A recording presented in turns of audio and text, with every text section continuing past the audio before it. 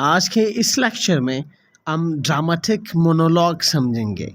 इसका definition, characteristics, इसका history और examples. So without wasting any time let's begin with the lecture.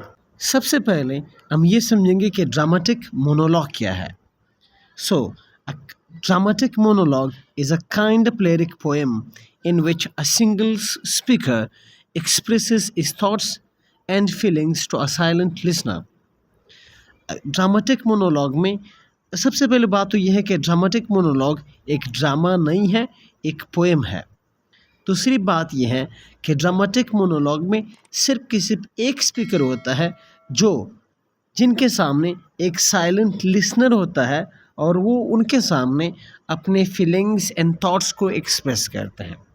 जैसे कि मोनोलॉग के लफ्ज़ से ही हमें समझ आ जाता है, mono means one, log means speech. एक बंदे की स्पीच किसी लिसनर के सामने, लेकिन वो लिसनर क्या होता है, वो नहीं बोलता, वो साइलेंट रहता है। So it's common features are, इसके कॉमन फीचर्स कौन से हैं? Number one, a single speaker speaks throughout the poem on some specific issue. सारे पोएम में एक पर्सन बोलता है, स्पीकर बोलता है एक स्पेसिफिक इशू पर। नाउ सेकंड क्या है? The speaker speaks to someone who remains silent throughout the poem. और स्पीकर जिससे बात करता है वो पर्सन लिसनर मीन्स कि वो लिसनर सारे पोएम में खामोश रहता है। अब क्वेश्चन ये है कि हमें कैसे पता चलता है कि एक साइलेंट लिसनर वहाँ पर मौजूद है? Now the listeners presence is revealed through the speakers comment.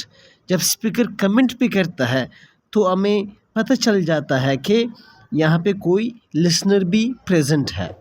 इसका थर्ड कैरेक्टरिस्टिक क्या है?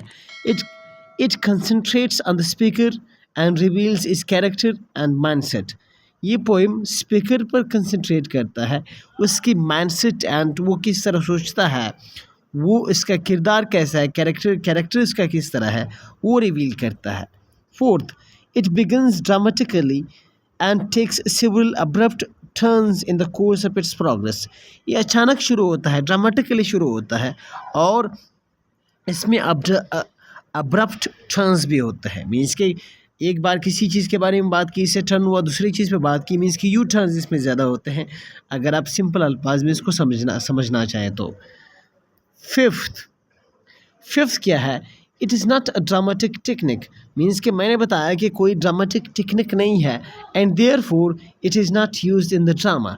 इस वजह से ये ड्रामा में यूज़ नहीं होता। It is a lyric poem, एक लिरिक पोएम होता है।